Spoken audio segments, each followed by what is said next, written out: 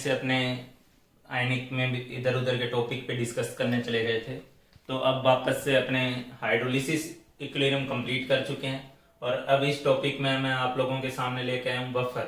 ठीक है, buffer solution के बारे में इस चैप्टर में हम लोग लेक्चर में हम लोग पढ़ेंगे बफर सॉल्यूशन। ठीक है, और अब तक जो भी वीडियो लोग प्रॉपरली फॉलो कर रहे होंगे उनको पता चल गया होगा कि मैं न्यूमेरिकल पे ज़्यादा स्ट्रेस देता हूँ। ठीक है, लोग थ्योरी पढ़ लेते हैं, बुक से बहुत सारी थ्योरी पढ़ लेते हैं, ठीक है, लेकिन न्यूमेरिकल नहीं लग पाता है। ठीक है, तो मुझे वो न्यूमेरिकल के जो आप लोगों की प्रॉब्लम है मैं उसी चीज़ को दूर करने की कोशिश करता हूँ। ठीक, तो बफर सॉल्यूशन मैं आप लोगों को पढ़ाने जा रहा हूँ, लेकिन मैं इसकी शुरुआत भी डायरेक्टली एक न्यूमेरिकल देते हुए करूंगा। ऑब्वियस बात है, कई बच्चे हैरान होंगे कि बफर पढ़ाया कुछ नहीं, बताया कुछ नहीं, न्यूमेरिकल कर लो। हाँ कर लो, कर लेना भी चाहिए। ठीक है, जितना पढ़ाया गया उसके बेसिस पे ही कर लेना चाहिए। क्वेश्चन क्या है? क्वेश्चन मेरा ये है कि ए सॉल्यूशन कंटेन, ठीक है, ए buffer solution contain, A buffer solution contain 0.1 molar CH3COOH solution, CH3COH, and 0.2 molar CH3COONA aqueous। ठीक है, तो ये buffer solution contains 0.1 molar CH3COH and 0.2 molar CH3COONA। ठीक है, ये दोनों है उसमें। क्वेश्चन है मेरा फाइंड H प्लस कंसेंट्रेशन। ठीक है, find H plus concentration in the solution. ठीक है, सॉल्यूशन में आपको जो है H प्लस की कंसेंट्रेशन निकालनी है और K ऑफ एसिटिक एसिड जो है यहाँ पे K ऑफ एसिटिक एसिड 10⁻⁻5 आपको दिया हुआ है। ठीक है, ये जो लोग टारगेट वगैरह के हैं वो भी आता है, वही ज्यादातर देख रहे हैं, तो उन्होंने एसिडिक बफर का नाम सुना होगा, उसका कोई फॉर्मूला भी होता है। ठीक है, पीएच वीएच निकालने का, पीएच पीओएच वगैरह निकालने का, तो वो मैं अभी नहीं आप लोगों के साथ डिस्कस कर रहा हूँ। पहले मैं देखना चाह रहा हूँ कि आपको कितना आ रहा है। ठीक है, आपको कितना आ रहा है पहले मैं उसको देखना चाह रहा हूं। तो आप लोग पहले वीडियो पॉज करें और जल्दी से इसका जो है मुझे आंसर दें। हाँ भाई, तो अगर आपने ट्राई किया है, ठीक है, तो भी अगर मैं आप लोगों को मैं पीएच जो होती है बफर सॉल्यूशन की उसका फॉर्मूला भी चलो मैं आपको दे देता हूँ। ठीक है, पीएच बराबर होता है pKa, ठीक है, plus log of concentration of salt, ठीक है, अपॉन में कंसेंट्रेशन ऑफ एसिड, ये पीएच का फॉर्मूला होता है। ठीक है, जो लोग पढ़े हैं जिनको पता होगा कि इस टाइप का कोई फॉर्मूला यूज करना होता है, तो इसमें लोग क्या सोचेंगे कि पहले हम लोग इस फॉर्मूले से पीएच निकाल लें और पीएच से हम लोग क्या है H प्लस निकाल लें। ठीक है, तो एक्चुअली ये क्वेश्चन मेरा कराने का मतलब यही था कि बफर वर्ड जो है वो तो एक कंसेप्ट है समझाने की कि इस सॉल्यूशन का बिहेवियर कैसा होता है, लेकिन जो आपको काम करने को दिया गया, एसिटिक एसिड दिया और CH3CON दिया और इसमें बोला H प्लस की कंसेंट्रेशन निकालो। ठीक है, तो भाइयों आपको कोई बफर वगैरह का फॉर्मूला याद करके रट के चलने की जरूरत ही नहीं होती है। ठीक है, सच्चाई तो यही है कि आपको कोई फॉर्मूला रटना ही नहीं होता है। ठीक है, बस प्रॉब्लम ये है कि जब क्लास में पढ़ाया जाता है, ठीक है, तो हालांकि डेरिवेशन के टाइम बताते जरूर हैं, लेकिन बच्चे के दिमाग में इस बात को फिट नहीं किया जाता जो किया जाना चाहिए कि ये जो फॉर्मूला आप लोग रट रहे हो ये फॉर्मूला है क्या। ये फॉर्मूला कुछ नया फॉर्मूला थोड़ना है यार। ये फॉर्मूला CH3CO माइनस K बराबर जो लिखते हैं Ka बराबर CH3CO minus H plus upon में CH3COH। ठीक है, ये यही फॉर्मूला वो उधर वाला फॉर्मूला है, वो कोई अलग फॉर्मूला नहीं है। इसी का जो है लॉग लेते हो, माइनस लॉग लेते हो और माइनस लॉग लेने से वो चीज बन जाती है। H प्लस को एक तरफ कर देते हो, इन दो पार्ट को एक साथ कर लेते हो, K को अलग कर लेते हो और माइनस लॉग ले लेते हो। ठीक है, तो माइनस लॉग लेने से ये फॉर्मूला बनकर आ जाता है। ठीक है, लेकिन हम तो बस ये फॉर्मूला रटेंगे, हम तो इवन ये भी नहीं सोचेंगे कि ये फॉर्मूला आया इस रिलेशन का माइनस लॉग लेके। ठीक है, और मैं बार बार आप लोगों को बताता रहा हूं कि ये जो पीएच वगैरह के फॉर्मूले होते हैं ये पैर पे कुल्हाड़ी मारने का काम करते हैं अपने। ठीक है, मैं लेक्चर नंबर 8, 9 सब में बोल रहा हूँ कि ये फॉर्मूला पैर पे कुल्हाड़ी मारता है, आप लोगों को जो सीधी सी चीज है ना उससे दूर कर देता है। आप तो रट लेते हो, लेकिन आप ये ध्यान नहीं देते कि ये चीज आई इस छोटे से रिलेशन से। क्यों? ये रिलेशन आपने देखा हुआ नहीं है। अब ये तो नहीं बोल सकते एसिटिक एसिड का या किसी एसिड का डिसोसिएशन कांस्टेंट तो जानते हो, चाहे आयनिक में कुछ ना आता होगा तो इतना तो आता ही है। ठीक है, तो यहाँ पे आप लोगों के पास Ka दिया हुआ है, ठीक है, और Ka क्वेश्चन में दिया हुआ है। आप इस फॉर्मूले को याद करने की कोशिश कर रहे होंगे, सर याद तो नहीं आ रहा। क्लास में ऐसा ही होता है, क्लास में मैंने देखा है ना। ठीक है। क्लास में बच्चों को जब मैं क्वेश्चन देता हूँ, यही शुरुआत मेरी इसी न्यूमेरिकल से होती है हमेशा, ठीक है, क्योंकि मुझे पता है कि बच्चा गलत करेगा, या अच्छा बच्चा है जिसको फॉर्मूला रटा हुआ है तो वो कूदेगा इस फॉर्मूले पे, डायरेक्टली उस फॉर्मूले पे कूदेगा और लगाना स्टार्ट करेगा। वो अच्छा बच्चा भी ये नहीं समझ पाता, जान पाता कि यार ये कोई फॉर्मूला है क्या, किस नाम का फॉर्मूला, ठीक है। ये चीज, इसी चीज का सिंपली माइनस लॉग है। एच प्लस को एक तरफ कर लो, बाकी पार्ट को एक तरफ कर लो, माइनस लॉग ले लो, वो फॉर्मूला बन गया, ठीक है। तो आप बताओ ये ज्यादा आसान था या वो ज्यादा आसान है? आसान तो यही था, लेकिन बेवकूफी है कि हम तो वो रटेंगे, ठीक है, हम तो जानबूझ के अपने पैर पे कुल्हाड़ी मारेंगे, तो उसका तो मेरे पास कोई इलाज नहीं है, ठीक। चलो मैं अब अपनी तरफ से बताता हूँ कि इस क्वेश्चन में बफर वर्ड तो सिर्फ डराने के लिए है। वही तो बात है, आयनिक में ज्यादातर क्वेश्चन के कुछ ऐसी चीजें होती है जो डराने के लिए होती है, वरना क्वेश्चन आप देखोगे तो सब एक जैसे से होते हैं। 5-7 कैटेगरी के क्वेश्चन होते हैं, वही बार बार रिपीट होते हैं। मैंने करवाए भी हैं आपको, हर पहले पार्ट से लेक्चर नंबर 5 में जो क्वेश्चन करवाया था, उसके बाद 6, 7, 8 सब में वही वो रिपीट हुए हैं, ठीक है। लेकिन आप लोग वही फॉलो नहीं करना चाहते ना, आप लोग अपने आप को तेज बनते हो, ठीक है।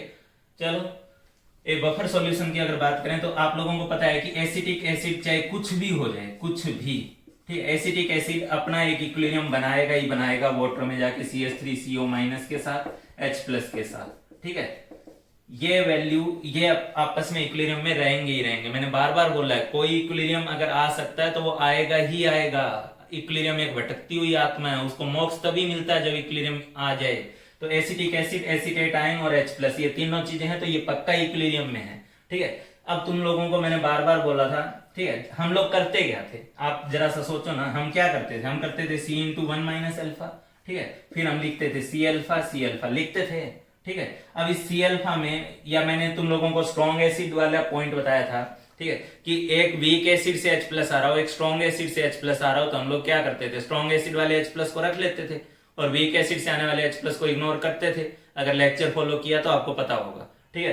अब क्यों रखते थे और क्यों छोड़ते थे? क्योंकि यहां से बहुत कम बनेगा और स्ट्रॉन्ग एसिड जो वो पूरा पूरा देगा। तो भाइयों मैंने लेक्चर फर्स्ट में यही सब बातें डिस्कस करी है, लेक्चर फर्स्ट, लेक्चर 5। ये CH3CONA, CH3CONA क्या? एक स्ट्रॉन्ग इलेक्ट्रोलाइट है, ठीक है, ये पानी में ऑलरेडी प्रेजेंट है। तो ये जो अपना CH3CO- बनाएगा, सो बनाएगा, वो अलग बात है, लेकिन ये जो CH3CONA ये तो पानी में जाके पूरा पूरा आयनाइज होगा ना, ये तो पूरा पूरा क्या देगा? 0.1 मोलर CH3CO- का देगा, 0.2 मोलर, ठीक है। ये Na+ में अलग टूट जाएगा, CH3CO- में अलग टूट जाएगा। ये एक स्ट्रॉन्ग इलेक्ट्रोलाइट है, आपको समझ में आना चाहिए, ये एक स्ट्रॉन्ग इलेक्ट्रोलाइट है। सॉल्ट जितने भी होते हैं वो सारे स्ट्रॉन्ग इलेक्ट्रोलाइट होते हैं। तो सोडियम एसीटेट डालने का इनडायरेक्ट मतलब है कि मैंने पानी में एसीटेट आयन डाला है 0.2 मोलर, Na+ आयन डाला है 0.2 मोलर, वहां मुझे कोई इक्विलिब्रियम नहीं सोल्व करना है। तो ये C अल्फा प्लस 0.2 आपको लेना चाहिए था, ठीक है। और फिर वही बात जो मैंने उस टाइम बोली थी कि कोई चीज स्ट्रॉन्ग से आए और कोई वीक से आए तो आप स्ट्रॉन्ग वाले को रख लोगे, वीक वाले को इग्नोर कर दोगे, तो अब इसका कोई मतलब नहीं रह जाएगा। क्यों नहीं रह जाएगा? इसका Ka किस ऑर्डर का है? 10⁻⁻⁵। भाई इतने कम पे तो हम लोग वैसे ही अल्फा को इग्नोर कर देते थे, हम बोल देते थे कि अल्फा की वैल्यू 1 के रिलेटिवली बहुत कम है, ऊपर से कॉमन आयन इफेक्ट और लग रहा है। ये वाला सोडियम एसीटेट जो एसीटेट दे रहा है उसकी वजह से कॉमन आयन इफेक्ट भी लगेगा।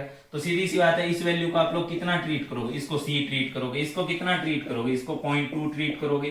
क्यों? ये वाला जो इसकी वजह से एसीटेट आयन बन रहा है वो गायब हो जाएगा, ठीक है। इसको मैं C अल्फा की बजाय H+ ही लिख दे रहा हूं, ठीक है। तो अब सोचो ना, एसिटिक एसिड दिया और वो भी एक बफर सॉल्यूशन में दिया, तो एसिटिक एसिड की कंसंट्रेशन वही रहेगी, उसमें आप ये मत सोचो कि वो आयनाइज हो जाएगा, ठीक है। और सोडियम एसीटेट जो दिया उसमें एसीटेट आयन की कंसंट्रेशन, जो सोडियम एसीटेट की कंसंट्रेशन है वो इनडायरेक्टली आपको एसीटेट आयन की कंसंट्रेशन दी है, ठीक है।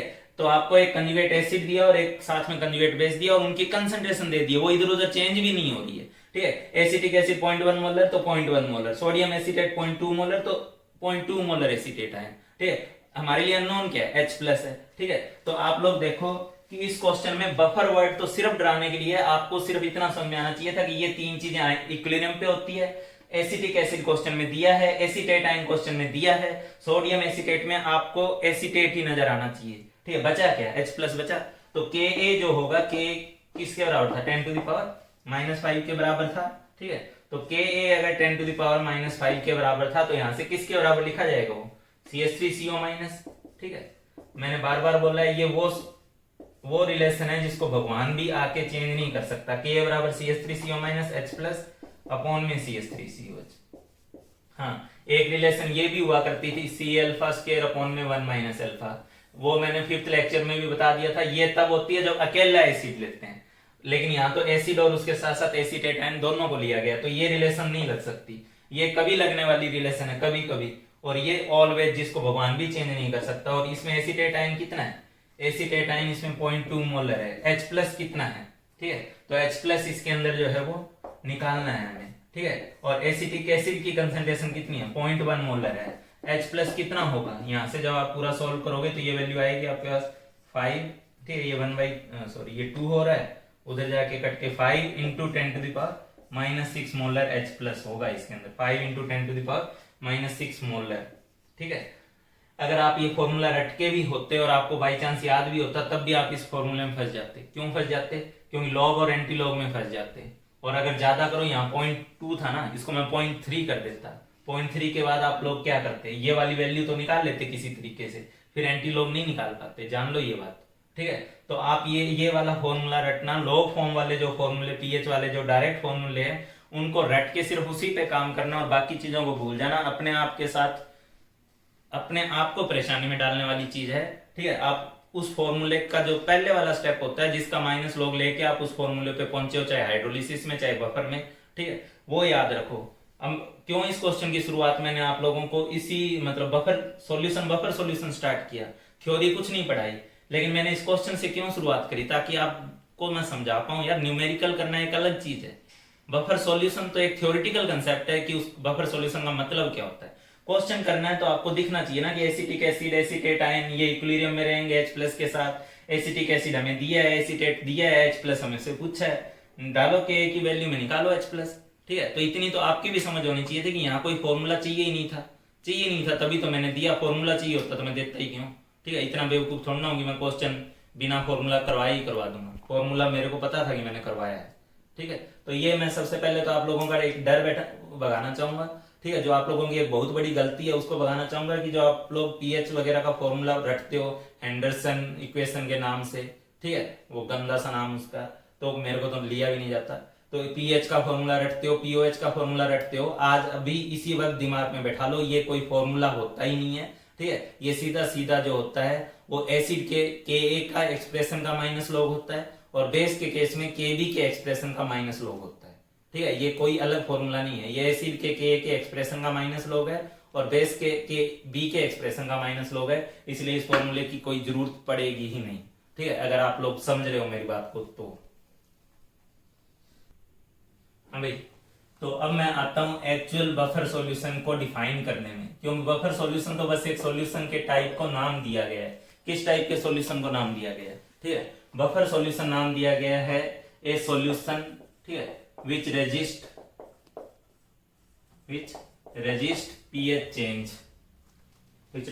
pH change on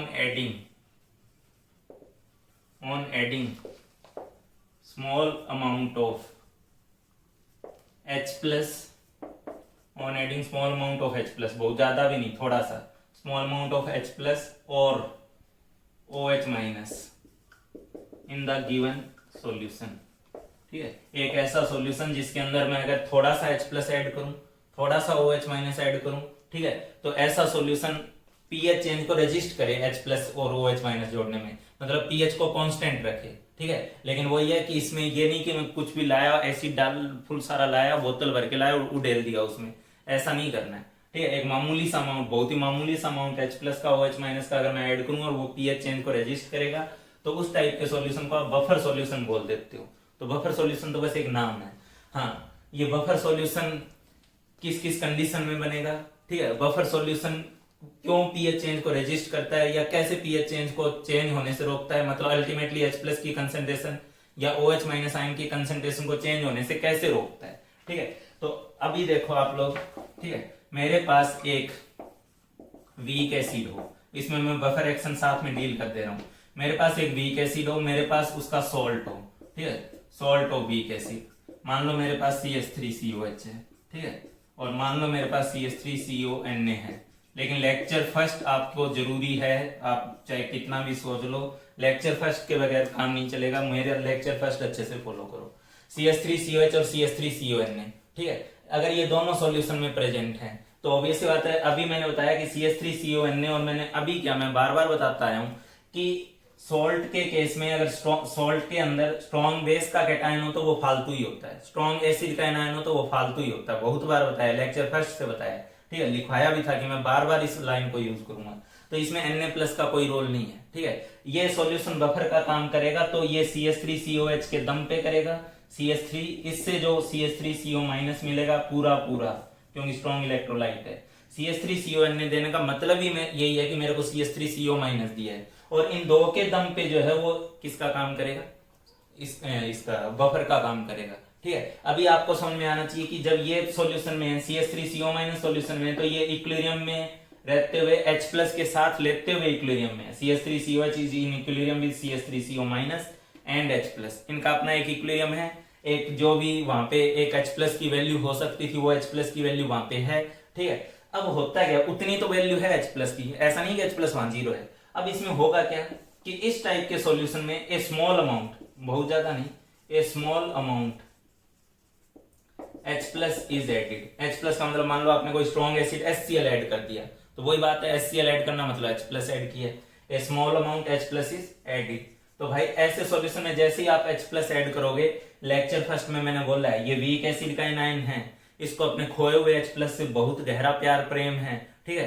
तो ये उसके चलते वाटर से लड़ाई तक कर लेता है, लड़ाई करके हाइड्रोलिसिस तक करता है, ठीक है। तो यहां तो उसे सीधा सीधा H+ मिल रहा है, ठीक है। तो जैसे ही उसको H+ मिलेगा, ये एक्स्ट्रा वाला H+, जो सॉल्यूशन में था उतना तो वो मेंटेन किए हुए, जैसे ही एक्स्ट्रा H+ मिलेगा उस H+ को वो ले लेगा, ठीक है। मैंने बताया है क्लास के अंदर लेक्चर फर्स्ट में कि वीक एसिड के एनायन को जैसे ही उसका अपना खोया हुआ H+ मिलेगा, उस H+ को लेके वो CH3COH में कन्वर्ट हो जाएगा। तो हुआ क्या, जो हमने H+ डाला, ठीक है, वो इस H+ में एड अप नहीं हो पाया, ठीक है।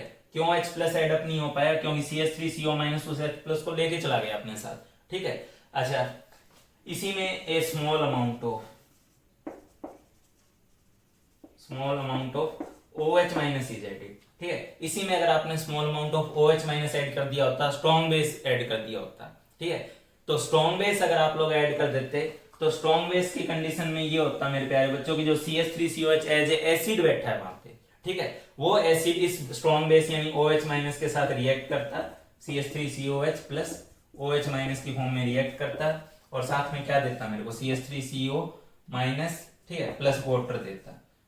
ये होती रिएक्शन, ठीक है। तो हो क्या रहा है कि इसमें ऐसी स्पीसीज प्रेजेंट है इस सॉल्यूशन में, ठीक है, जो H+ भी ले लेगी और OH- भी ले लेगी, मतलब H+ से भी रिएक्ट कर लेगी, OH- से भी कर लेगी, ठीक है। H+ जैसे ही डालोगे, वीक एसिड के एनायन को अपना खोया हुआ H+ मिलेगा, उसके साथ रिएक्ट करके CH3COH में बदल गया। OH- जैसे ही डालोगे, CH3COH को OH- मिलेगा, उससे रिएक्ट करके वो CH3CO- और किस में चला गया, वाटर में चला गया, ठीक है। तो जरा सोचो, क्या सोचो, इस H+ या OH- ने इस पे इफेक्ट डाला, नहीं डाला। यही तो बात है कि इसको चेंज नहीं कर पाया, इसीलिए तो सॉल्यूशन की पीएच क्या रहती है, कांस्टेंट रहती है, ठीक है। इस टाइप के सॉल्यूशन की पीएच क्या रहेगी, कांस्टेंट रहेगी, ठीक है। किस टाइप के सॉल्यूशन की, week acid and salt of weak acid, ठीक है, week acid and salt of weak acid with, sorry यहां पूरा लाइन लिखना चाहिए था, salt of weak acid with strong base, with strong base. Strong base actually कुछ है ही नहीं वहां पे, स्ट्रॉन्ग बेस का जो कैटायन है ना वहां पे कुछ है ही नहीं, वो फालतू है। एक्चुअल में जो इक्विलिब्रियम है या जो बफर है वो CH3COH और CH3CO- की वजह से है। एक्चुअल में जो बफर है वो CH3COH और CH3CO- की वजह से है। पहले तो इस बात को समझो, ठीक है। अच्छा, इतना सुनने के बाद एक बात और दिमाग में आनी चाहिए आप लोगों को, ठीक है। क्या दिमाग में आनी चाहिए, तो सर फिर ये सोल्ट का रोल ही क्या है, सोल्ट हम ले ही क्यों, हम तो डायरेक्टली एसिटिक एसिड के सॉल्यूशन को जो है CH3COH का डायरेक्ट जो सॉल्यूशन है उसको बफर बोल देना चाहिए हम लोगों को, तो ठीक है। क्यों बोल देना चाहिए बेटा, सर इसलिए बोल देना चाहिए कि CH3COH जो है वो तो आयनाइज तो होता ही है, आयनाइज होके CH3CO- में जाता है और क्या करता है, H+ में जाता है, ठीक है। तो ठीक है, बात तो बिल्कुल अच्छी है, ठीक है। लेकिन आप लोगों को क्या समझाया, ये वीक एसिड है, वीक एसिड का एक बहुत ही नेग्लिजिबल अमाउंट ऑफ आयनाइजेशन होता है जिसको हम बार बार इग्नोर किए हैं, तो इसका मतलब वहां एसीटेट बनेगा, लेकिन ये एसीटेट इस एसिटिक एसिड के मुकाबले कितनी कंसेंट्रेशन का होगा, जरा समझो ना अंदर से यार, वैल्यू को कहीं नहीं फील करते हो। एसीटेट इस सॉल्यूशन में भी होगा, एसिटिक एसिड इसमें भी होगा, और आप ही तो बोल रहे हो एसिटिक एसिड और एसीटेट मिलकर बफर बनाता है, मैं तो अभी भी बोल रहा हूँ। लेकिन उसके लिए दोनों रिस्पेक्टेबल अमाउंट में होने चाहिए, ठीक है। अब ये तुमने ले रखा है 1 मोलर और ये ले रखा हो 0.001 मोलर, तो इसका होना नहीं होना उसके सामने कोई वैल्यू भी रख रहा है क्या, ठीक है। नाम के लिए थोड़ा ना मुझे डालना है कि लो मैं बस हल्की सी एक बूंद डाल दूं, लो सॉल्यूशन में तैयार है एसीटेट, इससे क्या होगा। ऐसे तो मैं सोडियम एसीटेट जो मिला रहा हूं वो अगर मैं बहुत मामूली सा मिला दूंगा तो बफर थोड़ा ना बन जाएगा, ठीक है। बफर बनने के लिए ये जो एसीटेट है वो इस एसिटिक एसिड या एसिटिक एसिड एसीटेट ये दोनों रिस्पेक्टेबल रेशियो में रिस्पेक्टेबल अमाउंट में होने चाहिए।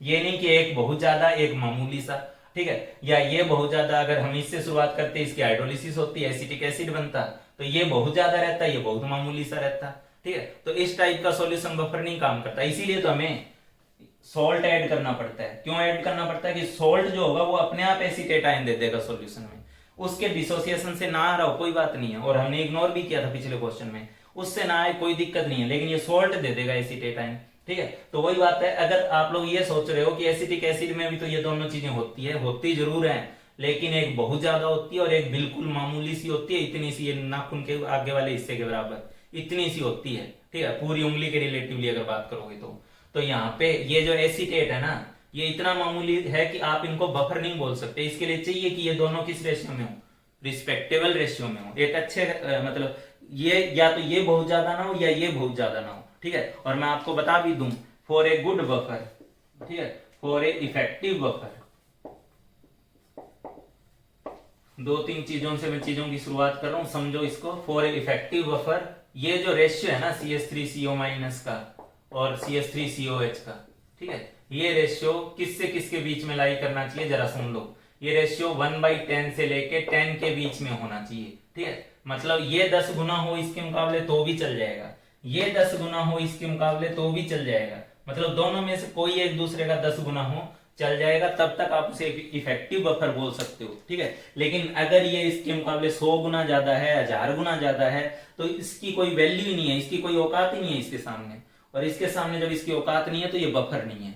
इसलिए डायरेक्ट एसिटिक एसिड के सॉल्यूशन को बफर नहीं बोल सकते, हालांकि बफर बनाने वाली चीजें उसमें हैं, एसिटिक एसिड है, एसीटेट है, लेकिन बफर नहीं है, क्योंकि दोनों का रेशियो गड़बड़ है, ये बहुत ज्यादा है ये बहुत कम है, इसीलिए तो सोल्ट लेना पड़ता है, सोल्ट से हमें एसीटेट मिलता है, वो एसीटेट इन दोनों की जो रेशियो है उसको वो रिस्पेक्टेबल रेशियो में पहुंचा देता है। जैसे अभी एक बार 0.1 था और ये 0.2 था, ठीक है, तो वो सोल्ट लेने की वजह से तो हो गया, डायरेक्ट लेने पे नहीं आता उतना रेशियो, ठीक है। तो इफेक्टिव बफर बनाने के लिए ये होने तो कंजुगेट एसिड और कंजुगेट बेस ही चाहिए, ये एसिड है तो ये उसका कंजुगेट बेस है, कंजुगेट एसिड और कंजुगेट बेस का जो पेयर होता है वही बफर को बनाता है एक्चुअल में, सोल्ट तो जस्ट नाम के लिए लिखते हैं हम लोग, ये दोनों का पेयर ही बफर को बनाता है। बस बात इतनी है कि इन दोनों पेयर का जो रेशियो है रिस्पेक्टेबल होना चाहिए, बस अगर वो रिस्पेक्टेबल रेशियो में मिल जाएगा, एक वीक एसिड और उसका कंजुगेट बेस, ठीक है, तो आप समझ जाइए कि वो एक बफर की फॉर्म में, इफेक्टिव बफर की फॉर्म में काम कर लेगा, और यही देने के लिए हमें सॉल्ट लेना पड़ता है, वरना कोई जरूरत नहीं थी हमें,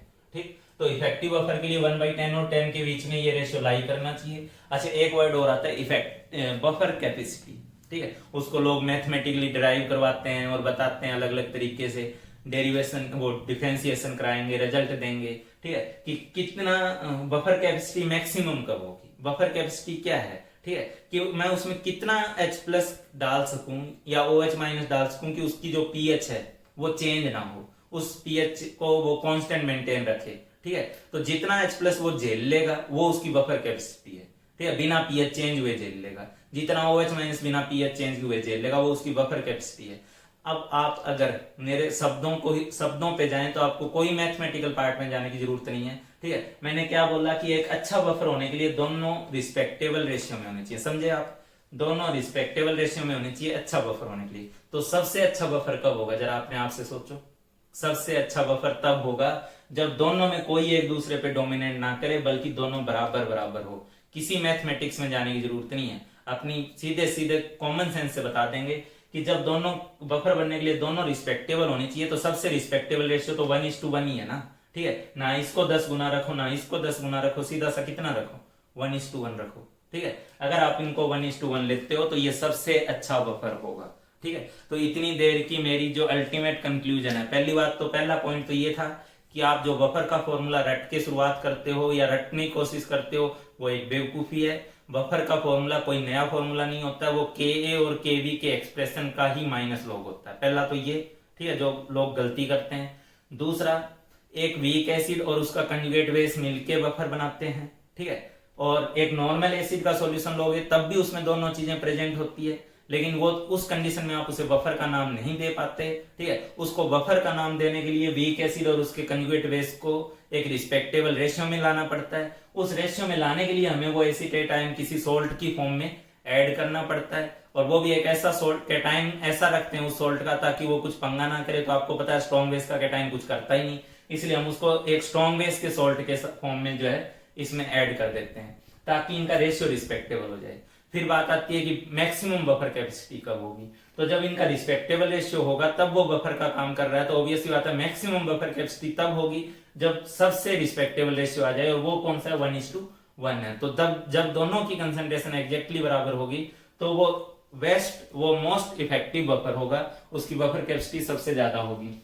बफर का काम करता क्यों है, क्योंकि वीक एसिड में और उसके सॉल्ट डाल देने से जो उसका कंजुगेट एनाइन प्रेजेंट है वो दोनों चीजें ऐसी है कि अगर मैं H+ डालूंगा तो ये CH3CO- उसको खा जाएगा, अगर मैं OH डालूंगा तो वो CH3COH जो है वो उसको खा जाएगा। दोनों H+ OH- जो मैंने डाले वो इसके अंदर ऑलरेडी जो एक इक्विलिब्रियम के नाम पे H+ था उसको इफेक्ट नहीं करेगा, इसीलिए इसकी pH जो है वो कांस्टेंट बनी रहेगी, ठीक है। तो ये buffer action, buffer capacity, buffer actually किसके बीच में बना है, कंजुगेट एसिड और उसके कंजुगेट बेस के बीच में, ये मैंने समझा दिया है। हाँ बच्चों, उसी तरीके से मान लो मेरे पास एक वीक बेस है, ठीक है, and its salt with strong acid है, ठीक है। मान लो मेरे पास कौन है, NH4OH है, वीक बेस है, ठीक है। मेरे पास इसके अंदर साथ में NH4 ये Cl है, ठीक है। पहले तो मैं फिर बता दूं NH4Cl लेने का जो सीधा सीधा पर्पज है वो यही है कि आप सॉल्यूशन में इफेक्टिवली NH4+ जनरेट कर पाओ ताकि इन दोनों का एक रिस्पेक्टेबल रेशियो हो जाए, ठीक है। और ये दोनों जो है NH4OH NH4+ ये दोनों एक दूसरे के साथ इक्विलिब्रियम में है, किसके थ्रू, OH- के through. NH4OH is in equilibrium with NH4+ plus OH-, ठीक है, इनका अपना एक इक्विलिब्रियम है, ठीक है।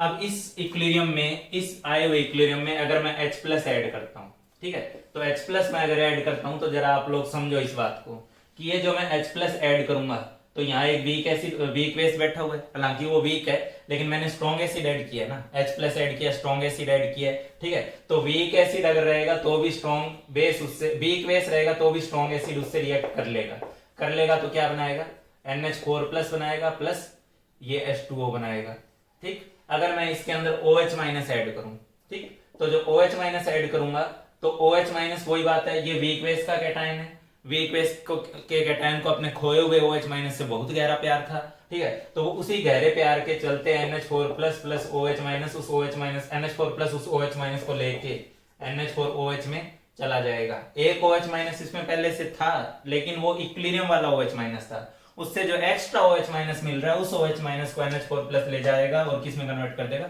NH4OH में, ठीक है। मतलब मुद्दे की बात, इसमें भी आपने H+ या OH- मिलाया तो वो किसी ना किसी के साथ जो है कंज्यूम हो गया, ठीक है।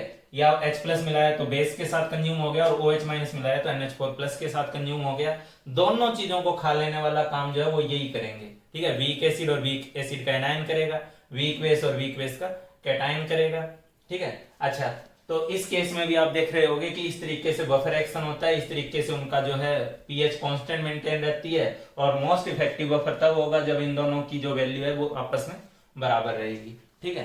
तीसरी चीज, हालांकि इसको लोग डिस्कस नहीं करते हैं लेकिन हमने जो लेक्चर नंबर पता नहीं कौन सा 10 था या 9 था, ठीक है, 9 या 10 में जहां हाइड्रोलिसिस वगैरह डिस्कस किए थे उसमें लास्ट टाइप का जो सॉल्ट लिए थे, सॉल्ट किसका, salt of week acid and weak base, ठीक है। इसमें भी बफर की नेचर होती है, ये सॉल्यूशन भी बफर का काम करता है, जो डायरेक्टली आप लोग salt of week acid and weak base लेते हो, ठीक है। किसका सॉल्ट, CH3COONH4 को जैसे मान लो लिया हुआ है आपने, ठीक है। तो CH3CONH4 भी पानी में पता ही है CH3CO- और NH4+ की फॉर्म में है, और ऐसी सिचुएशन में आप अगर इसमें H प्लस डालोगे या इसमें OH माइनस डालोगे, तो जैसे ही H प्लस डालोगे तो ये वीक एसिड का एनायन है, और वीक एसिड का एनायन होने के नाते आपने अगर इसमें H प्लस डाल दिया तो वीक एसिड का एनायन H प्लस खाकर लेकर CH3 COH में बदल जाएगा। ठीक है, अगर आपने इसमें OH माइनस डाल दिया तो यहाँ वीक बेस का कैटायन भी है।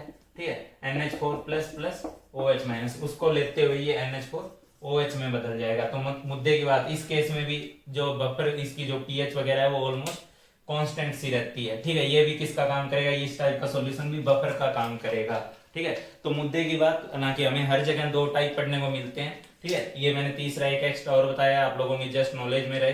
ठीक है, तो बफर कब होता है, जब वीक एसिड और उसका सॉल्ट और स्ट्रॉन्ग बेस के साथ, स्ट्रॉन्ग बेस के साथ सॉल्ट लेने का पर्पज यही होता है कि उससे उसके कंजुगेट बेस की यानी एनाइन की कंसंट्रेशन एक रिस्पेक्टेबली फॉर्म में सॉल्यूशन में आ जाए। ठीक है, दूसरा होगा वीक बेस और and its salt with strong acid. तो बेस के नाम पे NH4OH लिया है, तो सॉल्ट लेने का पर्पज ये होता है NH4Cl। ठीक है, कि आप लोगों के पास सॉल्यूशन में इफेक्टिवली NH4 प्लस आ जाए, और जो Cl माइनस है वो वैसे ही फालतू रहेगा, मैंने लेक्चर नंबर फर्स्ट में ही बोला है। और एक तीसरा केस होता है जो डायरेक्टली सॉल्ट होता है वीक एसिड वीक बेस का, वो भी अपने आप में एक बफर का ही काम करता है, उसका सॉल्यूशन भी। ठीक है, तो मैंने बफर की कंडीशंस आप लोगों को बताई है। ठीक, हाँ भाई, तो हमारे पास बफर की क्या कंडीशंस थी, तीन कंडीशन थी। एक था अपने पास weak acid and its salt. ठीक है, सॉल्ट विद स्ट्रॉन्ग बेस। ठीक है, एक कंडीशन तो ये week acid and its salt with strong base. ठीक है, या दूसरी कंडीशन की बात करूं तो वीक, ये स्ट्रॉन्ग एसिड, गलत लिख दिया, वीक बेस। ठीक है, and its salt with strong acid. ठीक है, स्ट्रॉन्ग एसिड के साथ उसका सॉल्ट हो और ये बेस जो है वो वीक हो। ठीक है, तो इस टाइप का केस अपने से बोला जाए। ठीक, तो अभी मैंने आप लोगों को क्या बताया, इसका पहला एग्जांपल CH3COOH है और CH3COO Na है। ठीक है, ये एक बफर सॉल्यूशन है या नहीं है, तो है। ठीक है, और ये बफर है तब जब इनका रिस्पेक्टेबल रेशियो है, चाहे ये एक दूसरे से 10 गुना तक ज्यादा है तब तक वो बफर है, वरना वो बफर नहीं है।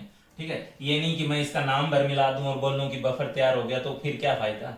ठीक, तो इसका जो अल्टीमेटली ये बात भी समझिए कि बफर एक्चुअली है किसके चलते, एसिड पार्ट के चलते, एंड उसका जो कंजुगेट बेस यानी CH3CO- है उसके चलते है। ठीक है, इसी तरीके से कल को अगर कोई और वीक एसिड ले ले, मान लो HCN ले लिया, HCN एक बहुत वीक एसिड है, साथ में KCN ले लिया। ठीक है, तो क्या ये बफर है, बिल्कुल है, ये एक वीक एसिड है, ये स्ट्रॉन्ग बेस के साथ उसका सॉल्ट है। ठीक है, क्या इसी तरीके से फॉर्मिक एसिड ले लें। ठीक है, कार्बोक्सिलिक एसिड वीक एसिड ही होते हैं। ठीक है, और साथ में मैं पोटेशियम फॉर्मेट ले लूं, ठीक है, HCO- और K+ ले लूं, तो ये क्या है, ये भी तो एक बफर ही है। ठीक है, अच्छा उसके बाद बताओ क्या ये बफर है, क्या चीज, H2CO3 एंड NaHCO3।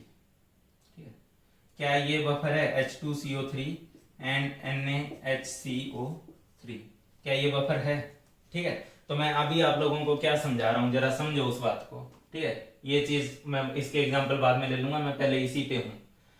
तो H2CO3 जो होता है ये डाइप्रोटिक एसिड है, डाइप्रोटिक एसिड है, तो H2CO3 का जो डायरेक्ट कंजुगेट बेस आप जिसे बताओगे कंजुगेट बेस, वो HCO3- है, जो कि इस एनायन के अंदर प्रेजेंट है, इस सॉल्ट के एनायन में प्रेजेंट है। तो H2CO3 एक वीक एसिड है। ठीक है, और ये उसका कंजुगेट बेस है। ठीक, तो ये वीक एसिड और ये उसका जो कंजुगेट बेस है, ये दोनों मिलकर एक बफर बनाएंगे, क्योंकि हमें वही तो चाहिए, वीक एसिड चाहिए और उसका कंजुगेट एनायन चाहिए, बस रिस्पेक्टेबल रेशियो में चाहिए। तो सॉल्ट यूज करोगे तो वो रिस्पेक्टेबल रेशियो में आ ही जाएगा। ठीक है, तो H2CO3 और HCO3- का सॉल्यूशन एक बफर सॉल्यूशन है या नहीं है, तो है। लेकिन आपको पता है ये एसिड H+ लेने का भी काम करता है और H+ देने का भी काम करता है, तो इसका फर्दर कंजुगेट बेस भी पॉसिबल है, और फर्दर कंजुगेट बेस पॉसिबल है तो वो कार्बोनेट है। ठीक है, तो मैं यहां बस ये आपको समझाना चाहूंगा कि ये जो है ये भी एक बफर है। इस बफर में बस बात ये है कि ये वीक एसिड है और ये उसका सॉल्ट काउंट होगा, उसका कंजुगेट बेस काउंट होगा। ठीक है, और ये भी है अपने आप में एक बफर है, ये वाला पार्ट भी। बस इसमें फर्क ये है कि यहाँ जो HCO3- है वो एक एसिड का काम करेगा, यहाँ ये वीक एसिड कहलाएगा क्योंकि वो H+ दे रहा है, और ये उसका कंजुगेट बेस कहलाएगा। ठीक है, तो मुद्दे की बात H2CO3 और NaHCO3 क्या ये एक बफर है, तो बिल्कुल है। ठीक है। H2CO3 NaCO3 क्या एक बफर है? बिल्कुल है। ठीक है। उसके बाद अगर मैं आपसे पूछा होता, क्या पूछा होता, मैंने पूछा होता मान लो NaHCO3 और Na2CO3 क्या ये बफर है? तो आपका जवाब होता हाँ है। ठीक है, ये भी एक बफर है। NaCO3 और Na2CO3 भी एक बफर है। ठीक है, पर इसमें ये एसिड है और ये उसका सॉल्ट है। यहाँ ये एसिड है और ये उसका सॉल्ट है। बफर ये दोनों है। ठीक है, और आप लोगों को तो जो है बायो वगैरह के स्टूडेंट है उनको तो पता होना चाहिए, ठीक है, कि ह्यूमन ब्लड की जो पीएच मेंटेन रखी जाती है वो ह्यूमन ब्लड की पीएच किसके थ्रू कांस्टेंट मेंटेन रहती है? ब्लड में यही वाला बफर काम करता है, H2CO3 और NaCO3 का। ठीक है, इसी के थ्रू जो है आदमी के ब्लड की पीएच जो है वो कांस्टेंट रखी जाती है। ठीक, H2CO3 और NaCO3 ये बफर का काम करेगा, NaCO3 एंड Na2CO3 ये भी बफर का काम करेगा, बस नेचर बदल जाएगी। यहाँ पे ये सॉल्ट कहलाएगा और उसी के रिलेटिवली यहाँ पर ये एसिड कहलाएगा और ये उसका सॉल्ट कहलाएगा, लेकिन बफर ये दोनों है। ठीक है, अच्छा हाँ भाई, अब इसी की बजाय अगर कोई टीचर कोई बंदा आपसे पूछे कि H2CO3 प्लस Na2CO3 का सॉल्यूशन, ठीक है, एक बफर सॉल्यूशन है या नहीं है? ठीक है, H2CO3 और Na2CO3 का सॉल्यूशन एक बफर है या नहीं है? ठीक है, यहां हमने H2CO3 लिया, NaHCO3 लिया, यहां हमने NaHCO3 लिया, Na2CO3 लिया, दोनों को बफर बोला? बिल्कुल बोला। ठीक है, ये एक बफर सॉल्यूशन है या नहीं है? तो इसका सॉल्यूशन तो मैं ऐसे टीचर को या ऐसे बच्चे को या ऐसी बुक जहां पे ये क्वेश्चन दिया है, ठीक है, उसको एक बात बताना चाहूंगा भाई कि ये दो ऐसी चीजें हैं जो एक साथ एग्जिस्ट नहीं करेंगी। ये वो चीजें हैं जो रिएक्ट करेंगी। या तो आप बोलो कि हमने इन दोनों को मिलाया है, ठीक है, तो मिलाने के बाद जो होगा उसके ऊपर छोड़ दो। या आप ये तो नहीं बोल सकते कि इन दोनों का सॉल्यूशन है। दोनों का सॉल्यूशन कैसे हो जाएगा? जो ये दो चीजें हैं, ये दोनों चीजें कभी भी एक साथ एग्जिस्ट नहीं कर सकती। कौन सी दो चीजें? अगर आप एक वीक एसिड ले रहे हो, आपने एक इलेक्ट्रॉन एक H प्लस हटाया, HCO3 माइनस बनाया और उसका एक और H प्लस हटाया, ठीक है, तो उससे कार्बोनेट बनाया, तो आप डायरेक्टली ये चीज और ये चीज सॉल्यूशन में एक साथ नहीं ले पाओगे। ठीक है, ये पक्का आप एक साथ ले ही नहीं पाओगे। ठीक है, हाँ, ये दोनों एक साथ एग्जिस्ट कर सकते हैं, ये दोनों कर सकते हैं, लेकिन जैसे ही आप इन दोनों को मिलाओगे ये दोनों रिएक्ट करके इस बीच वाले एसिड में कन्वर्ट होगी, बीच वाले पार्ट में कन्वर्ट होगी ही होगी। ठीक है, ऐसा नहीं होता कि एक अपने दोनों H प्लस बचाए हुए, एक अपने दोनों H प्लस छोड़ दिया। ठीक है, पहले मोर एसिडिक हाइड्रोजन हटता है सबका, फिर दूसरे नंबर का हटता है। यहाँ तो ऐसा है कि एक वाले के दोनों बचा रखे हैं, एक वाले के दोनों हटा दिए, ऐसा नहीं होता है। आप सबको इतनी नॉलेज होनी चाहिए कि एसिडिक हाइड्रोजन उसी के ऑर्डर में हटते हैं। पहले सबका मोर एसिडिक हाइड्रोजन हटेगा, फिर उसका नेक्स्ट एसिडिक हाइड्रोजन हटेगा। ठीक है, तो पहले सबका पहला हटना चाहिए था। ठीक है, ऐसा नहीं कि एक के दोनों बचा लिए और एक के दोनों छोड़ दिए, ऐसा नहीं होता है, इस बात को समझो। ठीक, तो अगर आप इन दोनों को मिलाए होते तो उसमें आप बोल सकते थे कि ये दोनों रिएक्ट कर लेते, लेकिन ये बोलना कि इनका सॉल्यूशन है तो ये बोलना ही गलत है। इनका सॉल्यूशन नहीं हो सकता, इनका सॉल्यूशन एक साथ एग्जिस्ट नहीं कर सकता। ये सॉल्यूशन जैसी ही बात आएगी ये रिएक्ट करेंगे। किस में रिएक्ट करेंगे मैं बता देता हूं, H2CO3 और कार्बोनेट आयन, ठीक है, ये रिएक्ट करेंगे और रिएक्ट करके बदले में क्या बनाएंगे? 2 टाइम्स ऑफ HCO3 माइनस बनाएंगे। ये अपना H प्लस इसको दे देगा तो ये भी इस बीच वाली फॉर्म में आ जाएगा H प्लस देके, ये भी H प्लस लेके इस बीच वाली फॉर्म में आ जाएगा। ठीक है, तो इस तरीके से अब ये दोनों जो होंगे ये रिएक्ट करके इस पार्ट में कन्वर्ट होंगे। अच्छा, बफर बनेगा या नहीं बनेगा, इस चीज को मैं अभी थोड़ी देर बाद ये पूछा जाना या किसी बुक में ये लिखा हुआ रहना कि H2CO3 Na2CO3 एक बफर है या नहीं है, H2CO3 और Na2CO3 का सॉल्यूशन एक बफर है या नहीं है, तो ये मीनिंगलेस हो जाता है। ठीक है, ऐसे में इस बात का बिल्कुल ध्यान ही हटा दिया जाता है, इग्नोर कर दिया जाता है कि ये दोनों चीजें एक साथ नहीं होंगी। ठीक है, ऐसा नहीं होता है कि एक अपने वीक एसिड अपने दोनों H प्लस बचा रखा है, एक बेचारा दोनों दे रखा है। ठीक है, सीक्वेंस में हटते हैं, दो मॉलिक्यूल है तो पहले दोनों का पहला हाइड्रोजन हटेगा, फिर अगला हाइड्रोजन हटेगा। ठीक है, तो इस तरीके से अगर आप ये दोनों मिला भी देते हो तो ये मिलाने से आपस में रिएक्ट करके बाइकार्बोनेट में कन्वर्ट होंगे ही होंगे। ठीक है, हाँ, अब वो है कि अगर मैं इसके 10 मिलीमोल लिया होता, इसके 10 लिया होता, ठीक है, तो उस कंडीशन में ये 0 हो जाता और ये पूरी तरह से 20 मिलीमोल हो जाता ना, एक और एक से ये 2 बन रहा है तो 10 से 20 हो जाता, तो ये बफर नहीं है। ये लेक्चर नंबर 10 में मैंने एम्फीप्रोटिक स्पीसीज डिस्कस की थी, वो है। ठीक है, हाँ, मैंने अगर इसका 10 लिया होता, इसका 20 लिया होता, ये 0 होता। ठीक है, तो ये 10 से 0 हो जाता क्योंकि ये LR है, ये 20 से 10 हो जाता, ठीक है, और ये 0 से 10 हो जाता, क्योंकि LR 10 है तो ये 10 अपने बराबर, सॉरी ये 10 था, ये 20 था, ठीक है, और हाँ ये 0 से ये वो 10 जाएगा तो ये बदले में 20 बन जाएगा, ठीक है, इसके 1 से ये 2 बन रहा है तो ये LR 10 खत्म हो जाएगा, ये 20 बन जाएगा। ऐसे सिचुएशन में क्या हो रहा है मेरे प्यारे बच्चों, ये मैं एक रिलेटिव बता रहा हूँ कि जब मिलाया गया होगा तो किस रेशियो में, बराबर भी मिला सकते थे, कम ज्यादा रख के भी मिला सकते थे, इसको आप ज्यादा रखते तो बदले में फाइनली सॉल्यूशन में आपके पास ये कार्बोनेट आयन बचता और SCO3 माइनस बचता। हाँ अब तुम कह सकते हो कि ये बफर है, कौन से वाला, ये वाला बफर है, इसमें SCO3 माइनस भी और कार्बोनेट आयन भी है, ठीक है। इसी में अगर आपने उल्टा कर दिया होता, इसको 20 लिया होता और इसको 10 लिया होता तो ये खत्म हो जाता, ठीक है, और उस सिचुएशन में आपके पास उधर से H2CO3 बचता अगर ये ज्यादा है और SCO3 माइनस बचता तो ये भी बफर हो जाता, ठीक है, ये भी बफर हो जाता, कौन से वाला, ऊपर वाला, ठीक है। लेकिन डायरेक्टली इसकी बात की जाए कि सॉल्यूशन में ये है और बताओ बफर है या नहीं है, तो ये बेवकूफी है, क्योंकि ये दोनों सॉल्यूशन में एक साथ एग्जिस्ट नहीं कर सकते, ठीक है। ये दोनों को मिलाओगे तो वो रिएक्ट करेंगे ही करेंगे, वो बाइकार्बोनेट यानी बीच वाले में कन्वर्ट होंगे ही होंगे, ठीक है। इस बात को आप समझ गए होगे, मैं उम्मीद करता हूँ अच्छे बच्चे के तो समझ में आया ही होगा क्या बोला गया है यहाँ पे, ठीक है, और वही मुझे जरूरी भी लगता है, पेपर में क्वेश्चन लगना चाहिए। उसी तरीके से उसी एग्जाम्पल में हूँ, H3PO4 है, ये ट्राइप्रोटिक एसिड है, इसमें तो 3 H प्लस है, ठीक है, तो इसमें 3 H प्लस है तो एक छोड़ेगा तो H2PO4 माइनस में जाएगा, 2 छोड़ेगा तो HPO4 2 माइनस में जाएगा, एक और छोड़ देगा तो PO4 3 माइनस में जाएगा। ये वीक एसिड है तो आगे वाले तो उससे और वीक होंगे, ठीक है, जब इसका पहला H प्लस ही मुश्किल से निकल रहा है तो बाकी तो और वीक ही होंगे। तो ये दोनों अगर साथ साथ लिए जाएंगे तो ये भी एक बफर है, ठीक है, ये भी एक बफर है, इन दोनों को साथ साथ लिया जाए तो भी बफर है, इन दोनों को साथ साथ लिया जाए तो भी बफर है, क्योंकि ये एसिड हो जाएगा, ये उसका कंजुगेट बेस हो जाएगा, इन दोनों के रिलेटिव में ये एसिड हो जाएगा, ये बेस हो जाएगा, इन दोनों के रिलेटिवली ये एसिड हो जाएगा और ये उसका कंजुगेट बेस हो जाएगा, ठीक है। मतलब कल को H3PO4 प्लस NaH2PO4 दिया हो तो ये बफर है या नहीं है, तो बिल्कुल है, ठीक है। NaH2PO4 प्लस Na2HPO4 दिया हो तो क्या बफर है, बिल्कुल है, ठीक है। अगर Na2HPO4 प्लस Na3PO4 दिया हो तो क्या ये बफर है, बिल्कुल है। ये तीनों बफर हैं, ये और ये बफर होगा, ठीक है, ये और ये बफर होगा, बस फर्क ये आ जाएगा कि यहाँ पे इन दोनों के रिलेटिवली ये बेस है, इन दोनों के रिलेटिवली ये एसिड है, ठीक है। अच्छा कल को ये दिया होता तो क्या H3PO4 दे दिया होता, H3PO4 दे दिया होता और Na2HPO4 दे दिया होता, मतलब एक ये दे दिया होता और एक ये दे दिया होता, तो ये दोनों सॉल्यूशन में एक साथ नहीं एग्जिस्ट कर सकते, ठीक है, ये दोनों सॉल्यूशन में एक साथ एग्जिस्ट कर ही नहीं सकते, ये दोनों रिएक्ट करते और रिएक्ट करके किस में बदलते, बीच वाले में बदलते, NaH2PO4 में। फिर उसके ऊपर डिपेंड करता कि इसमें कौन कम या ज्यादा है या बराबर है, उसके अकॉर्डिंग बफर बन भी सकता था, अलग अलग टाइप का बन सकता था, पर वो डिपेंड करता दोनों किस रेशियो में लाए गए।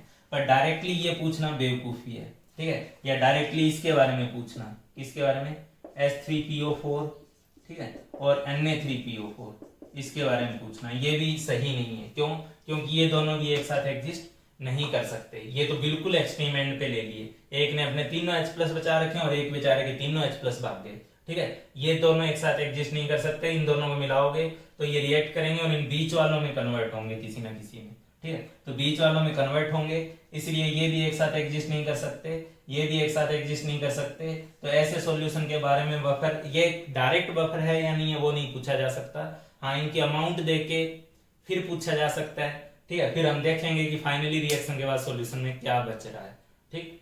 ये हुआ इसका पार्ट, वीक एसिड वाले का पार्ट। इसी तरीके से इस टाइप के एग्जाम्पल में आए तो इसमें तो ये कॉमन होता है यार, NH4OH हो और NH4Cl हो, ठीक है, या फिर NH4OH हो और अमोनियम सल्फेट हो, ठीक है, तो ये इस टाइप में क्या है, ये वीक बेस है, ये वीक बेस का सॉल्ट है।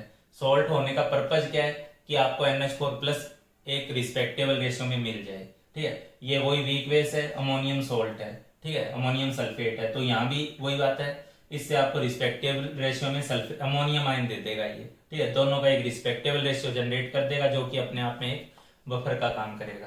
तो weak base and its salt with strong acid and week acid and its salt with strong base, यही चीजें मिलकर के जो है एक बफर को बनाती हैं। ठीक है, यही दो कंडीशन अपने को मेन पढ़नी थी, एक तीसरी मैंने टाइम पास बताई थी।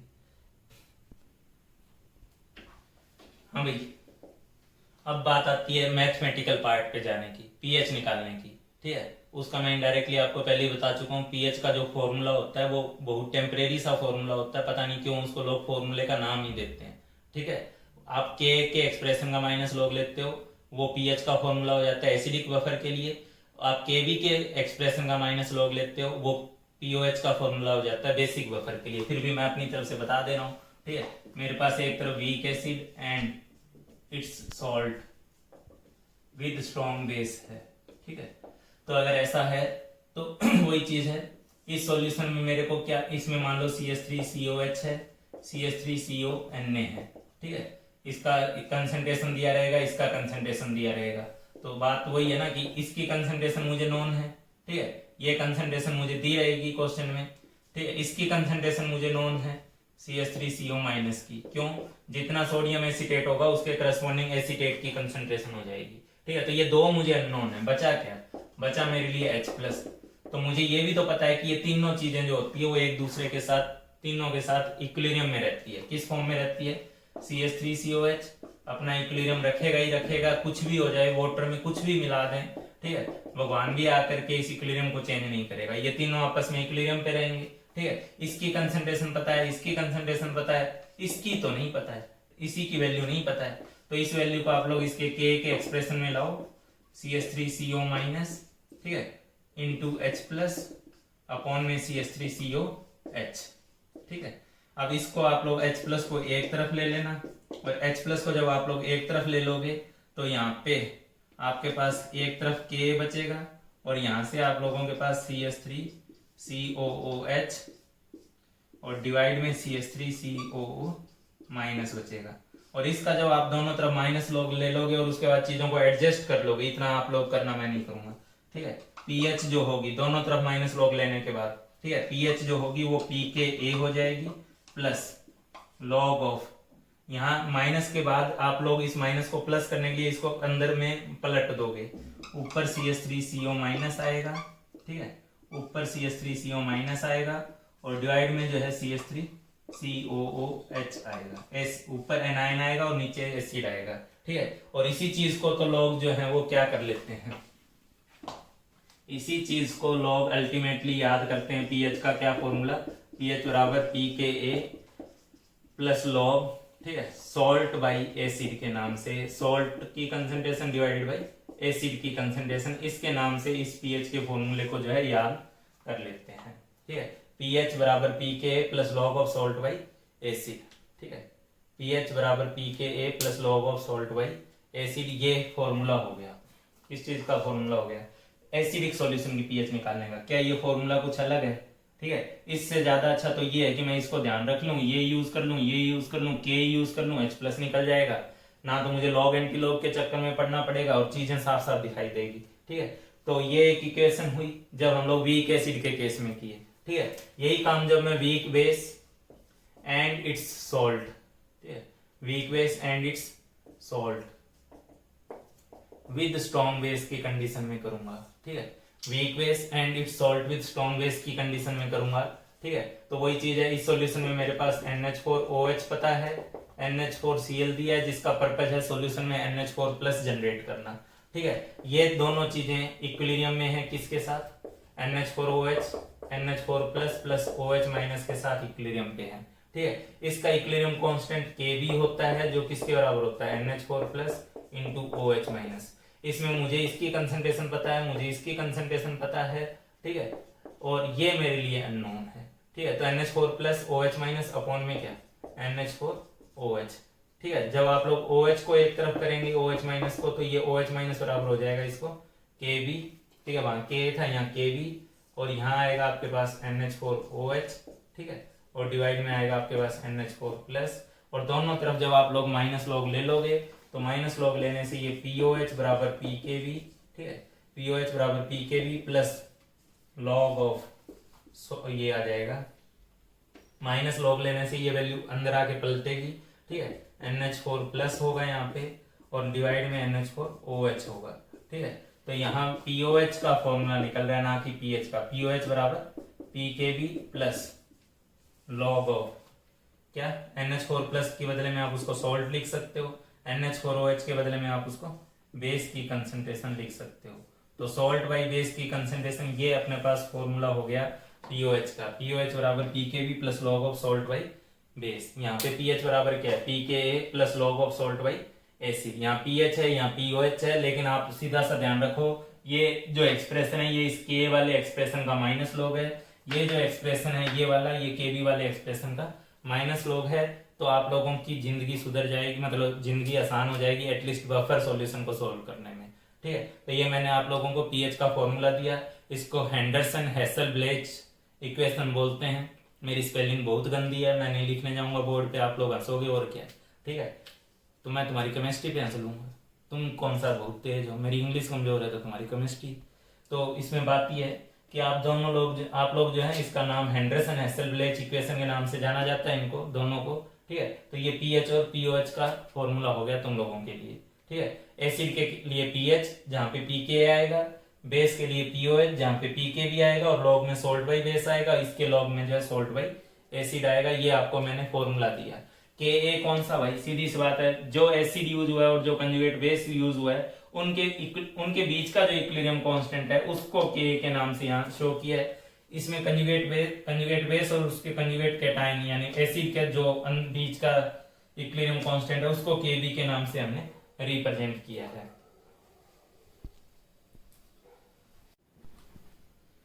आज कुछ ज्यादा ही तेज बोलने लग गया था मैं, ठीक है, पता ही नहीं चला। वीडियो देख रहा हूँ तो कुछ ज्यादा तेज लग रहा है वो मेरे को। तो बाकी है कि अब मैं इसमें 2 क्वेश्चन और दे रहा हूँ, ठीक है। हालांकि न्यूमेरिकल तो मेरे को बहुत कुछ और करवाने हैं, बफर में 2 न्यूमेरिकल से क्या ही होगा, लेकिन आज के लिए मैं 2 न्यूमेरिकल करा रहा हूँ। बाकी बफर का जो पार्ट है वो मैं नेक्स्ट लेक्चर में डिस्कस करूंगा, ठीक है। तो पहला न्यूमेरिकल आप लोग लिखोगे और वीडियो को पॉज करके आप प्रॉपरली उसे सॉल्व करोगे, ठीक है। क्वेश्चन मैं आपको दे रहा हूँ, ए 100 ml सॉल्यूशन, ठीक है, ए 100 ml solution contains 0.1 molar each of, ठीक है, a 100 ml solution contains 0.1 molar each of CH3COH and CH3CONA, ठीक है। और K ऑफ एसिटिक एसिड आपको दिया हुआ है 10⁻⁵, ठीक है। तो एक 100 ml सॉल्यूशन है जो इसमें दोनों चीजें प्रेजेंट है, 0.1 मोलर एसिटिक एसिड का भी है और 0.1 मोलर सोडियम एसीटेट का भी है, ठीक है। और K आपको दिया हुआ है। इसको मैं 3 क्वेश्चन में तोड़ रहा हूँ अल्टीमेटली, ठीक है। पहला क्वेश्चन है फाइंड, ठीक है, फाइंड pH ऑफ सॉल्यूशन, ठीक है। तो चुपचाप आप लोग अभी तीनों पार्ट देख लो, उसके बाद तीनों को एक साथ सॉल्व करना। Find pH of given solution, ठीक है, pH ऑफ गिवन सॉल्यूशन।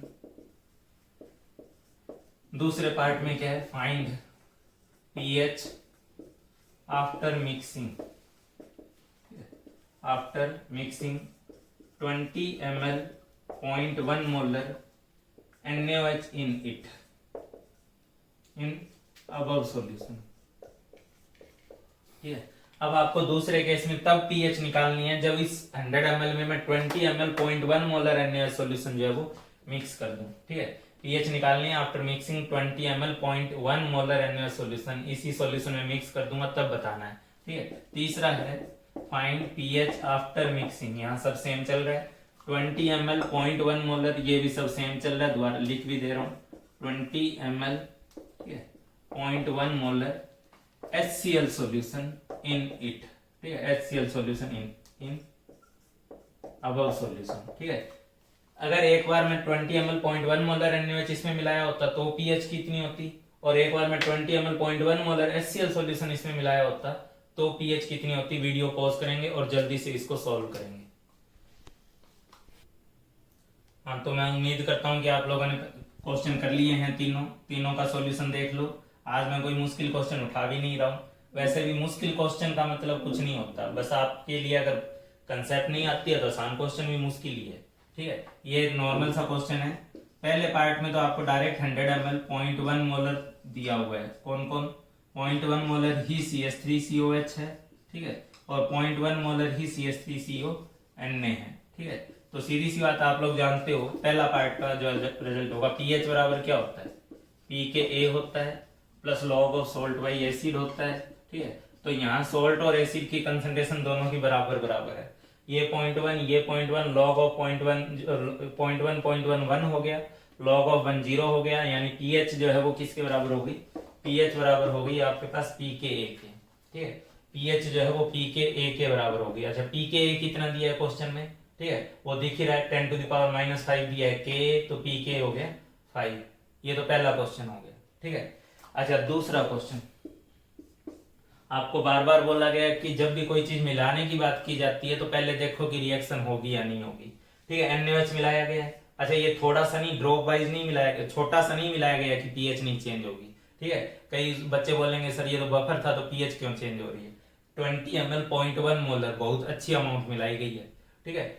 तो ये जो 20 ml 0.1 मोलर NaOH मिलाया गया, क्या ये इन दोनों में से किसी भी एक के साथ रिएक्ट करेगा, बिल्कुल करेगा, ये बेस होने के नाते इस एसिड से रिएक्ट करेगा, ठीक है। एसिड से रिएक्ट करेगा तो क्या होगा, CH3COH जो है वो NaOH से रिएक्ट करेगा, बदले में CH3CONA देगा और बदले में साथ में वाटर देगा, ठीक है। अच्छा जब रिएक्शन होती है तो क्या चीज मैटर करती है, ठीक है, मिला दिया रिएक्शन करवा दी वो अलग बात है, अब कौन सॉल्यूशन में कितना आएगा कितना चला जाएगा, ठीक है, उसके लिए आपको इनके मिलीमोल इनकी स्टाइकियोमेट्री देखनी होगी, ठीक है। और आप जब इसके मिलीमोल में जाएंगे, इसके मिलीमोल्स को देखेंगे तो ये 100 ml 0.1 मोलर है, ठीक है, तो इसका मतलब 100 ml 0.1 मोलर होने के नाते इसका 10 मिलीमोल है, ठीक है। ये जो है NaOH ये 20 × 0.1 होने के नाते 2 मिलीमोल है, और कुछ बच्चे जो इस क्वेश्चन को किए होंगे वो पक्का इसको स्टार्टिंग में 0 ले लिए होंगे और बाद में इसको 2 बना दिए होंगे, अगर ऐसा किया तो गलत हो गया, क्यों, क्योंकि CH3CON ने पहले से दी है उसमें, ठीक है। अगर आपने इसकी शुरुआत 0 से करी है तो वो गलत हो गया, ठीक है। आपको 0 से शुरुआत नहीं करनी थी क्योंकि CH3CON ने भी है उसमें पहले से, कितना 100 × 0.1, ठीक है, 100 × 0.1 यानी 10 मिलीमोल इसके भी थे। अब क्या होगा, ये जो आपने स्ट्रॉन्ग बेस मिलाया ये अपने आप को खत्म कर लेगा, 0 हो जाएगा। अब ये 2 मिलीमोल इसका जाएगा तो इसका 8 मिलीमोल बचेगा, और वो जो 2 गया इसके बदले में यहाँ 2 बनेगा तो ये सिर्फ 2 नहीं होगा, 10 + 2 होगा, 10 जो पहले से था और 2 जो इस रिएक्शन की वजह से बन गया, तो यहाँ पे 12 आना चाहिए था, ठीक है। अब यही फॉर्मूला आप यहाँ उठा के लगाओगे, पीएच बराबर pK plus log of salt by acid, salt के मिलीमोल हो गए हैं 12, एसिड के मिलीमोल हो गए हैं 8, जो पहले 10 और 10 थे, ठीक है, ये भी 10 था ये भी 10 था। अब कई लोग बोलेंगे कि सर ये तो मिलीमोल है, क्या इसको कंसंट्रेशन में बदलना है। आप देखो कंसंट्रेशन नहीं, यहाँ कंसंट्रेशन का रेशियो लिया गया है, ठीक है, तो आप कंसंट्रेशन का रेशियो लोगे तो कंसंट्रेशन जैसे N1/V, ठीक है, N2/V, कंसंट्रेशन क्या होता है, मोल बाई वॉल्यूम, तो वॉल्यूम और वॉल्यूम फैक्टर क्या हो जाएगा, कैंसिल हो जाएगा ना, क्योंकि सॉल्यूशन तो सेम है तो वॉल्यूम भी सेम है, तो इसलिए मिलीमोल का रेशियो मोल का रेशियो अपने आप में कंसंट्रेशन का रेशियो हो गया। आपको इसको कंसंट्रेशन में बदलने की जरूरत नहीं है, ठीक है, क्यों जरूरत नहीं है, क्योंकि इसकी कंसंट्रेशन निकालोगे तो फिर इसका जो भी टोटल वॉल्यूम है उससे डिवाइड करोगे, इसके मिलीमोल को भी इसकी टोटल वॉल्यूम से डिवाइड करोगे, वॉल्यूम से वॉल्यूम आपस में कैंसिल, तो कंसंट्रेशन में बदलने की जरूरत ही नहीं है।